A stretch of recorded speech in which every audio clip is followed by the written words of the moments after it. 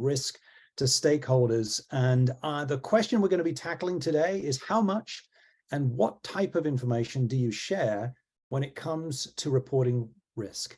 Hello, I'm Peter Finter. I'm the moderator for today's discussion. I'm the Chief Marketing Officer here at CyberGRX, and I'm delighted to be joined today by our special guest, Lee Painter, Global Head of Information Security Governance at Zurich Insurance. Lee leads the global information security governance function at Zurich Insurance Group. He's got more than 25 years of experience in cybersecurity and technology positions across a variety of industries and organizational sizes.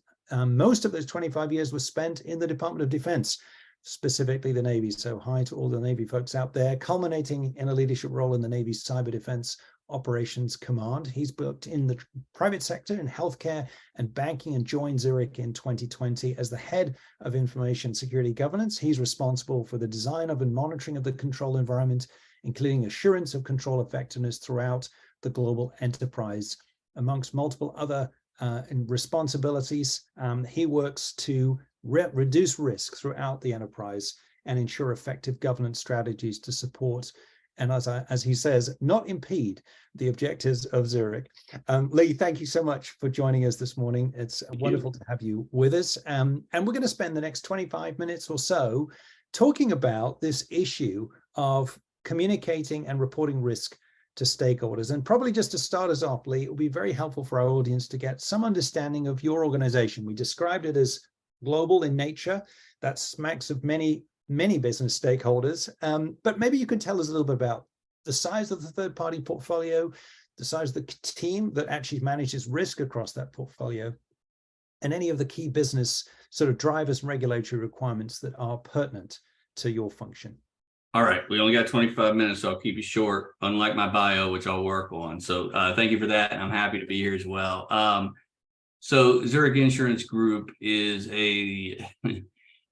we're as much a large enterprise as we are a global conglomerate of different businesses, whether it's a business unit in the UK or an entire medium-sized enterprise that works out of Australia. We have a very large footprint, a global footprint. And from a regulatory perspective, we've got, on some days I try to rationalize GDPR. On other days, I try to rationalize the Chinese PIPL. And that's PIPL, not people. There are a ton of regulatory requirements in our space as an insurance company, as well as some of the other things that we do as an industry or as an organization. Our primary regulator is in Switzerland, that is FINMA. We have a secondary regulator. We like to call the secondary regulator is out of Germany, BaFin. So we've picked the two easiest in the world to work with. And we also have requirements for our Zurich North America organization and our farmers, which is a part of us organization, that are US based. So I have to worry about NYDFS. I have to harmonize across all of those. The team that helps to manage risk, we got about 60,000 employees, and they should all be helping us manage risk. It's all a part of it.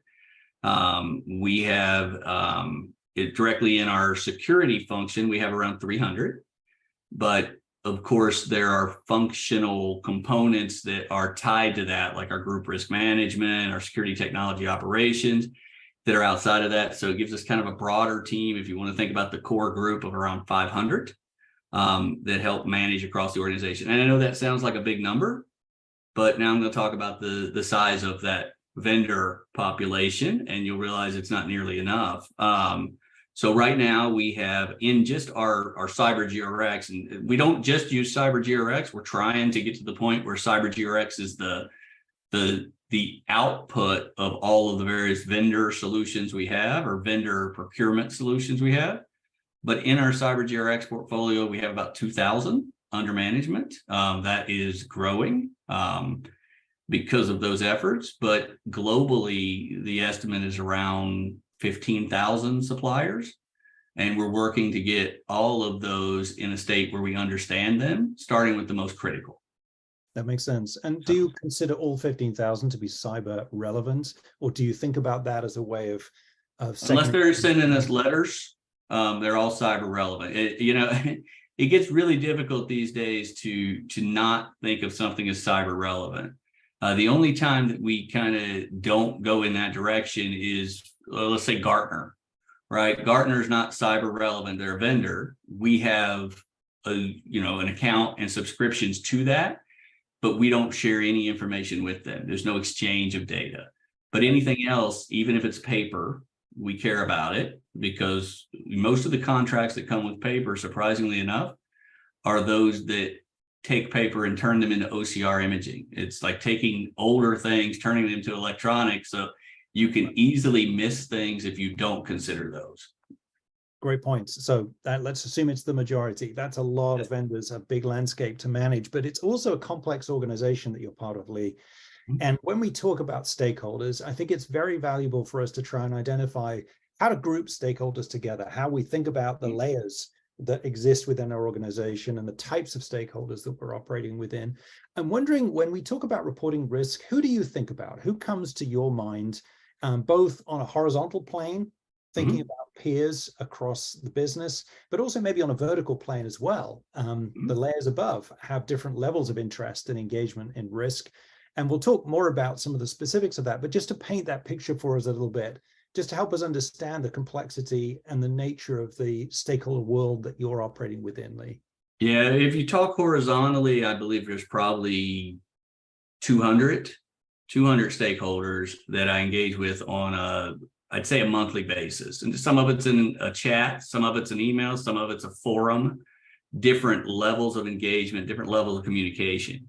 Vertically, it's nearly the same, but it's not on the same periodicity. It's more in sequences, right? So if something happens to a vendor in Japan, I'm going to spend more time communicating risk over the next few weeks with Japanese business units, with Japanese board of directors, with those organizations, and showing what we did to understand the risk beforehand. But I want to be clear, I also think there's a giant pool of communication that needs to be done vertically. You talked about up, and I think a lot of people think about up, but I also think about, as I mentioned earlier, the 60,000 employees. I want everybody to make smart risk-based decisions and have that information. And I can jump into, how you communicate to each of those, or do you want to kind of dig into that as we go? I think we could do that. Why don't we unfold that as we go along here? Okay. So you painted a great picture there, and I love the vertical axis being an up and down axis. It may be helpful to think about what's different about these different types of stakeholders. How do you think differently about them? Do you group them together and think about how you inform and educate each group separately? Are there commonalities that are helpful to you as you think about, this very large task that you have? I love the inform and educate, the concept there. And I love the way you use that. That's what we try to do, inform and educate. And I do group, but you have to be careful. The board of directors, for example, may want a 15-page report on something, but you also have to realize that they only want the executive summary. The rest of that report is so that they can say it was done appropriately. So you have to really understand where the audience is getting the valid part of the information. If I give that same report to an engineering team, they only want the details. They want the details about what widget to turn on and off, how to change their process, how to reduce risk that way. So you have to understand your audience, and you have to understand what is the greatest way to influence that audience, right? If I'm sending something up in today's economic challenges that I think most of us are all seeing, what is the value, not what is the cost, right? What is the value of this risk reduction effort? What else can we eliminate? What can we take away? And I am sort of it's a benefit when we talk about risk, and when you're in a position that talks about risk, when you're in an insurance company. Not everybody's in an insurance company, so they get risk as long as you explain it to them at their level. So that's a great point you're making, Lee, because this issue of at their level is so key. And you just talked about educating 60,000 employees at their level. And at the other extreme, we've got governance bodies like boards of directors. And I appreciate in your business, Lee, we're not talking about one board of directors. There are many boards of directors that you are. I don't have a count, just so you know. I don't know the exact count. That's how many there are. It's a ludicrous number. Yeah. But whatever they are, their level of interest and engagement in the work of the team is probably different from those that are at a peer level, maybe a business stakeholder who has no direct understanding of cyber risk is going to be engaging in a different way. Can you help us understand the kind of granularity, level of detail? You pointed out that for some, they're going to focus on the executive summary. For some, they're going to be focusing on the detail. It seems to me that there's probably a difference between ongoing communications. What do we do this quarter to tell our stakeholders about versus the things that are more incident driven, where it becomes an issue that you're addressing and how you tackle that. How do you think about those two different scenarios with your different stakeholders? Yeah, so the first one, and this kind of ties into everything. I think a lot of times in positions like mine, people think it's their job to manage risk. We don't really manage risk in IT security. What we do, in my opinion, and again, this is my opinion, we elevate risk, we show risk, we identify risk, we educate the business and the business stakeholders so that they can make smart risk-based decisions. Because almost every organization in the world that's a business is driven by dollars. And if you help them understand how to quantify the risk and understand what the impact is, then you've done your job. At the end of the day, if they decide to accept that risk, okay, now I know you're accepting that risk. These are the things that I need to put in place to insulate and protect us from this risk. And then you tie those things together for those types of audiences. Now, on the other side of the equation, can you state the second part again real quick?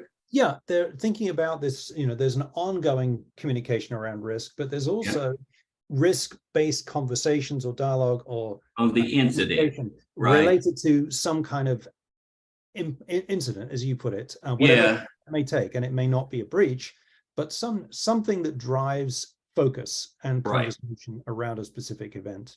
Well, most of the time it is a breach. It's an incident. It is some type of problem in a third party. And a lot of times people hear breach and they think we're attacked, we're hacked or something like that. But in most cases, it is a third party situation where they have done something outside of their practices. We have not in many cycles received a notification of an incident or some type of issue where we couldn't point back and say, we assessed this vendor, they did a good job on the assessment, or they did a poor job on the assessment, and we made recommendations that the business decided not to follow. We don't make those in an I told you so measure. We don't go at it from that direction because that doesn't help anybody. We go at it from a perspective of, if we would have done this differently, this would have been a different outcome or could have been a different outcome. These are the things that we can put in place from a policy and procedure standpoint to make sure that happens. And then we move in that direction. So we look at everything as an after action review. We look at what happened, what we did. We look at what the vendor did, and we look at what would have solved it or if something would have never got picked up. We recently had one where they had a completely clean SOC 2 report. They had a great CyberGRX report. They had just been revalidated. Everything looked beautiful. They lost everything in their data because part of their change management process, someone forgot to disable an S3 bucket that they weren't supposed to have. And somebody found that hole and came through. And our response to that was the business unit in this respect could not anticipate that. And we can't do continuous monitoring to that level. Either we trust them based off of what they've done in the past, or we don't. And in this case, there was no change needed. We're not going to change if there's just an anomaly. And I think your point is a very good one, which is that we can implement the best process in the world, and it can still be defeated by something that could not have been anticipated or managed in the moment. That's not a responsibility that we could have carried.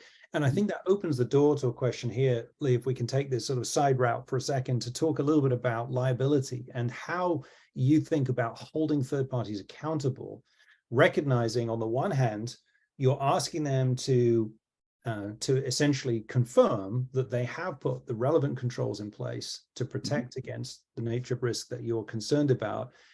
On the other hand, when it is shown that an incident has occurred, it may be that the third party said that everything was in place, and in fact, it wasn't in place. You could not possibly have anticipated that. How do you think about this idea of accountability? And I'm going to answer the question in two parts. The first part is, how do you protect yourself with respect to the third party, but also how much responsibility should be carried by whom internally? And I'll reference Joseph Sullivan, who happens to be in the news just at the minute, as an example of where there was a determination that liability was being held inside the organization relating to an incident that was coming from outside the organization. So part one is to say, how do you think about holding third parties accountable? Yeah, so I'll use a real world scenario so my thoughts on this are clear. So we had another situation with a third party. The contract, and it'd be interesting because I kind of referenced this earlier. I didn't know this part would come back up. I mean, obviously we took questions in advance, but I didn't think it would tie together. So we had an organization that was taking paper documents from us, scanning them, and providing us files back. The contract ended 2 years ago. Mm-hmm. They assured us they deleted our information. They gave it to us in writing that they deleted our information as per the contract. They had a breach 2 weeks ago, and our data was stolen, and they notified us. Our data that they said they deleted. Uh-huh. My recommendation is to go with them with every possible legal ramification that you can, because we have to hold them accountable when they tell us they did something and they did not. Now, that is different from the other scenario where they forgot to do something in their change management process. What we want to know from that scenario and how we hold them accountable in that scenario, what are you going to do differently in the future?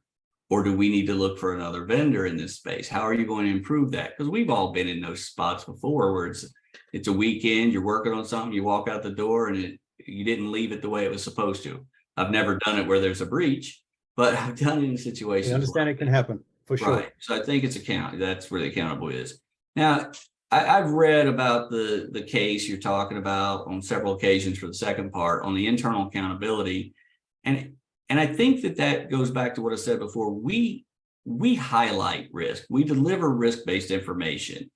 I kind of got the sense from all my previous readings of that case, and I'll go back and apologize if I'm incorrect, it was about false statements being made, not about the compromise. It was about a cover-up, wasn't it? A cover-up, right? You always get in more trouble for the cover-up and the crime. And I'm not here to speak to whether that actually happened or how it happened. I could never get into that. It's a legal kind of case.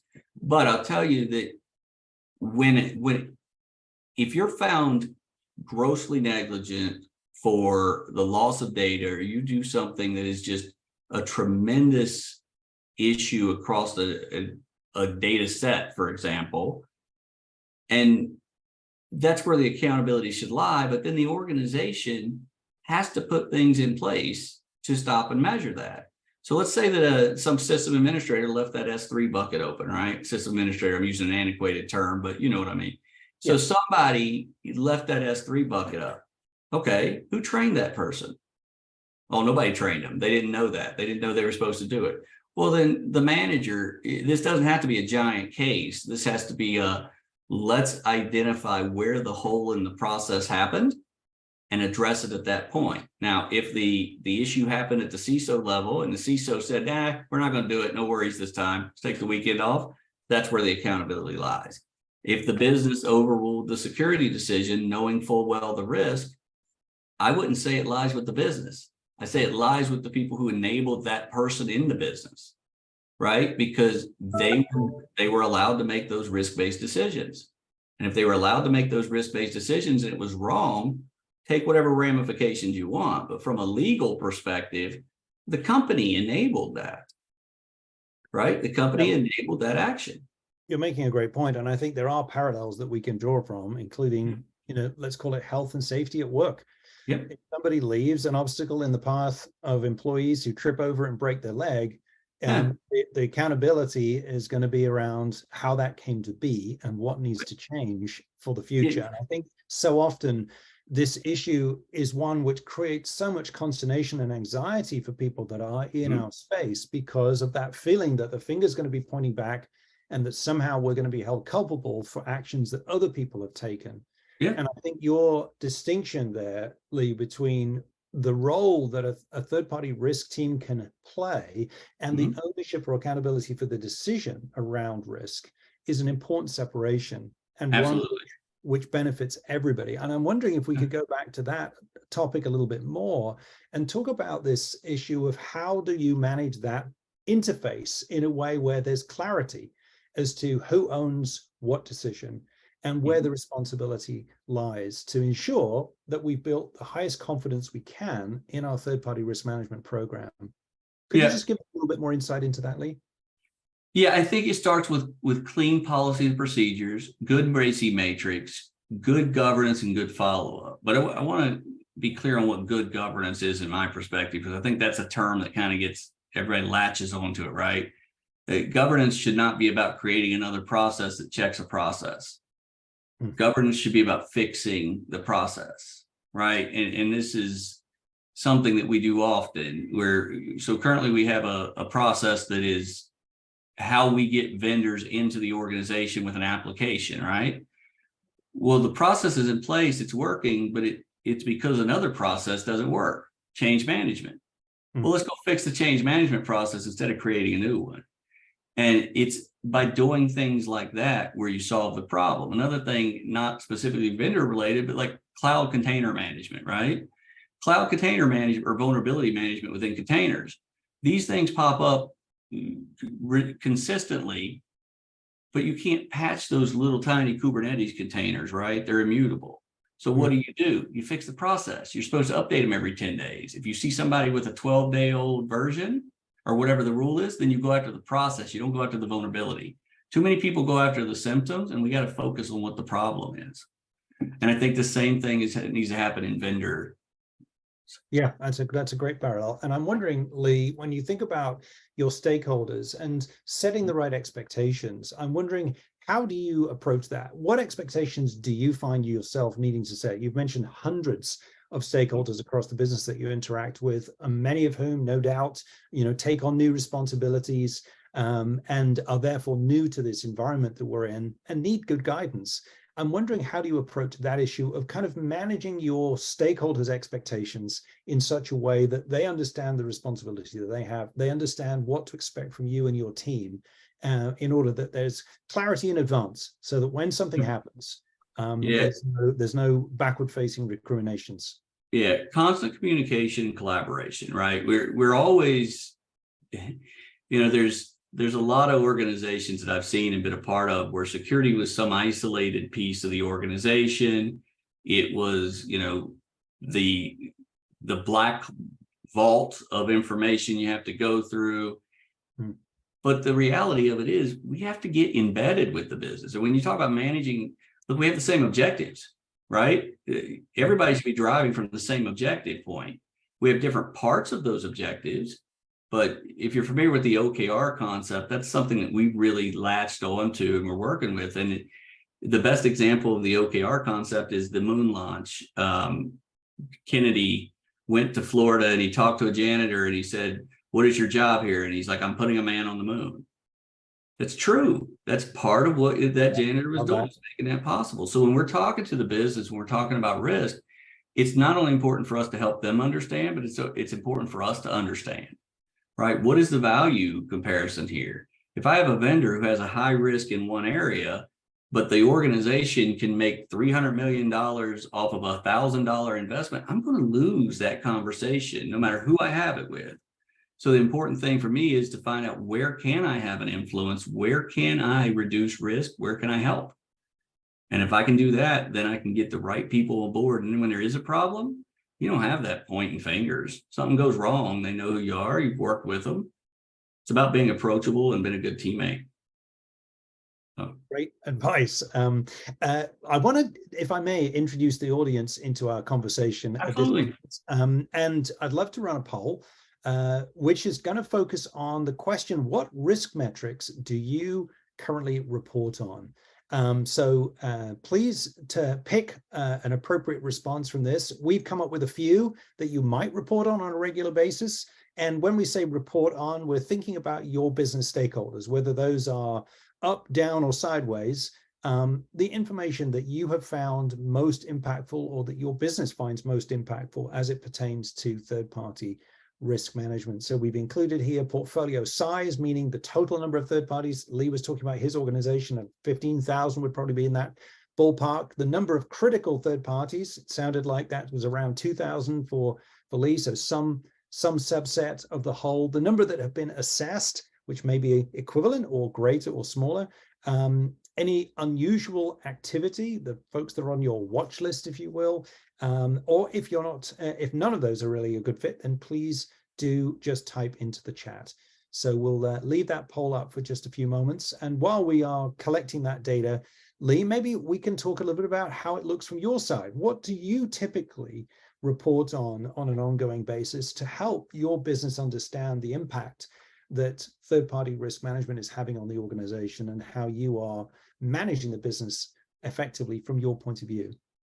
Yeah, so, spoiler alert, we kind of use all of this except for the don't report and the type in chat. So we use really the first four there, as well as, I kind of mentioned it earlier, the way we communicate that information. So we will work with specific business units to provide them scoring versus our control catalog on their vendors, to show them which vendors are meeting our requirements and which ones are below. Now, that doesn't mean that the exact scoring out of the platform, the CyberGRX platform is what we use, the exact scoring out of the platform may not be completely relevant to that vendor. But who's going to know it better than the business unit that's working with them? So instead of saying, well, this one doesn't meet NIST CSF, we push that out and we say, hey, they're not doing well in the NIST CSF because of these things.